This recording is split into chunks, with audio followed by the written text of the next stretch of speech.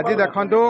जो भद्रक जिले में सारा राज्य में विशेषकर भद्रक जिले में जो चाषी मान धान उठा नहीं जो समस्या उपजी आप 3 दिन तले देखिए मिलर्स मैंने यही कलेक्टर ऑफिस आसिक आपणकर यही मीडिया सामने कहीगले कि आम धान उठेबू ना मंडी में धान पड़ी लोक कटनी छटनी 8 ରୁ 10 किलो पर्यंत हो धान उठूना एटी लोक चाषी समस्या भितर पशि चिंतार पड़ी आपण मैंने जदि सरकार एक तुरंत पदक्षेप न नेबे तो ताहाने निश्चित लोकों भितर जो आक्रोश अच्छी से आहरी आक्रोश आड़क जीव आहरी गोटे कथा मुझे चाहूँगी जो एमएसपी जो 3100 टंका थिला ताकू जो पाइबा कथा किंतु एटी 10 किलो भाव कटि जाऊँगी लो चाषी पाखापाखि 400 ରୁ 500 टंका लेखा कटि जाऊँगी आहरी गोटे कथा धान वर्तमान बेपारी मैंने 1500-1600 टंका चाषी किणुच्च आपण मैंने जो मीडिया बंधु मैंने अच्छा आपण मैंने देखिए एवं जो चाषी को कैपिंग कर 150 क्विंटाल फिर कले 75 मतलब 30-20 क्विंटाल लेखा से पाँच टोकन और जो टोकन नहीं पाखे 5000 ऊर्ध्व लोक मैंने जो धान देते सी पैसा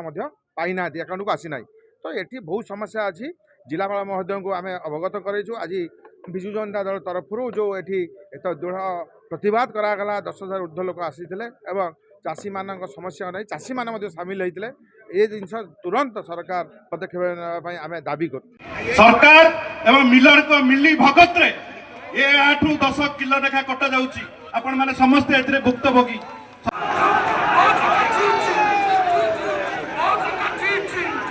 भद्रक जिले में 8 ରୁ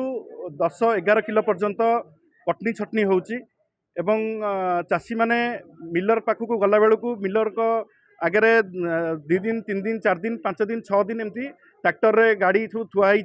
मंडी रे धान उठी पारु नाही एवं चाषी मानक जो गनी बैग दिया कथा ताकू दिया जाऊ नाही एवं जो 69 टंका केंद्र सरकार एमएसपी बढ़ई से पैसा